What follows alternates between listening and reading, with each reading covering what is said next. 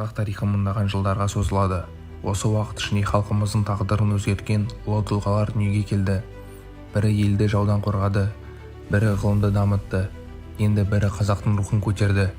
Бүгін біз қазақ тарихындағы ең ұлы 10 тұлғаны көрсетеміз.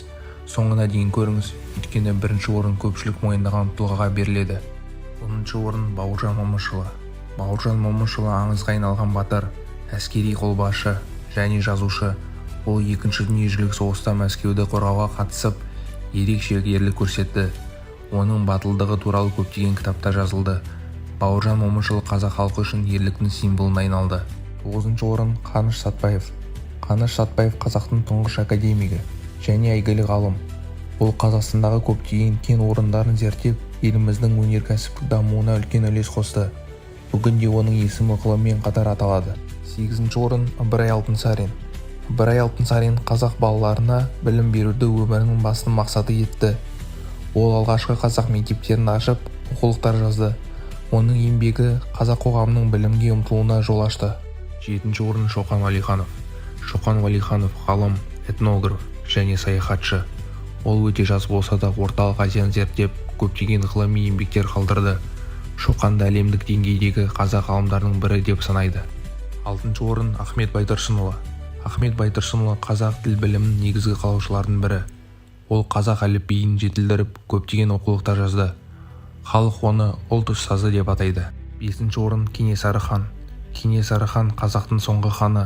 Ол қазақ жерінің тәуелсіздігі үшін күресіп, отарлық саясатқа қарсы шықты. Оның есімі еркіндік пен тәуелсіздік үшін күрестің символына айналды. 4-ші орын Әлихан Бөкейхан. Әлихан Бөкейхан Алаш қозғалысының көшбасшысы. Ол қазақ халқының өз мемлекетін құруын армандады және сол үшін күресті. Бүгінде ол ұлттық жаңғырудың маңызды тұлғаларының бірі саналады. 3-ші орын Абылай хан.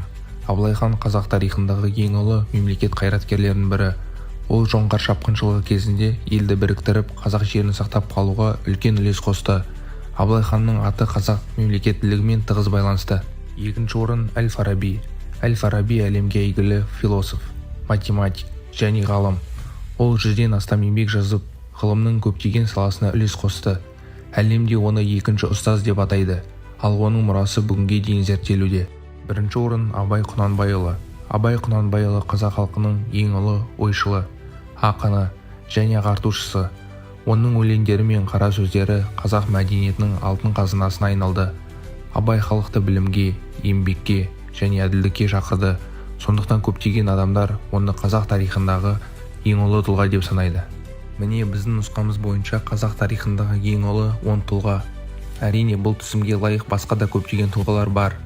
Сіз бұл рейтингпен келісесіз бе? Кім жоғарырақ немесе төменірек болу керек деп ойлайсыз? Өз пікіріңізді комментарийде жазыңыз. Бейне ұнаса лайк басып арнаға жазылыңыз.